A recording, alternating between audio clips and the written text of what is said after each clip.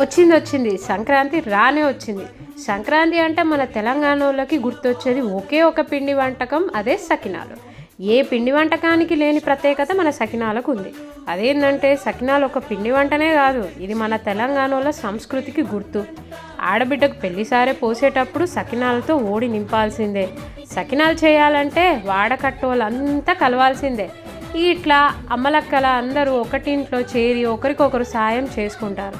మరి ఇంతటి గొప్ప సకినాలు ఎట్లా చేస్తారో తెలుసు కదా. ముందుగా దొడ్డు బియ్యాన్ని 2 గంటలు నానబెట్టి నీళ్లు వడబోయాలి. తర్వాత ఆ తడి బియ్యాన్ని మెత్తగా పిండి పట్టించి అందులో నువ్వులు, ఓమ, ఉప్పు వేసి కలుపుకోవాలి.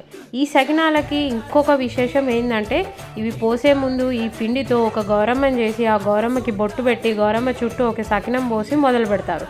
అట్లా చేతులతో పిండిని చుట్టూ తిప్పుతూ గిరగిర గిర గింగిరా గిరే అని పాడుకుంటూ ఇట్లా 2 సుట్లు, 3 సుట్లు, 4 సుట్లు ఎవరికి నచ్చినట్టు వాళ్ళు పోసుకుంటారు. ఈ సకినాలు మంచిగా ఎండినాక ఓ ప్లేట్లోకి తీసుకొని నూనెలా మెల్లగా వేసి గోలించుకోవడమే. దేవదాస్కి పారు ఎట్లనో ఈ సకినాలకు ఉల్లిగడ్డ మిరం కాంబినేషను ఓర్ నాయనో మస్తు ఉంటుంది. చూసిర్రా ఎంత ముద్దు గోల్తానే. నోట్లేసుకొని తింటా అంటే కరకరకర సౌండ్ రావాల్సిందే. మరిన్ని తెలంగాణ వంటకాలు మీకు ఏం కావాలో నాకు కమెంట్ సెక్షన్లో కమెంట్ చేయండి. ఫాలో అవ్వండి. బాయ్.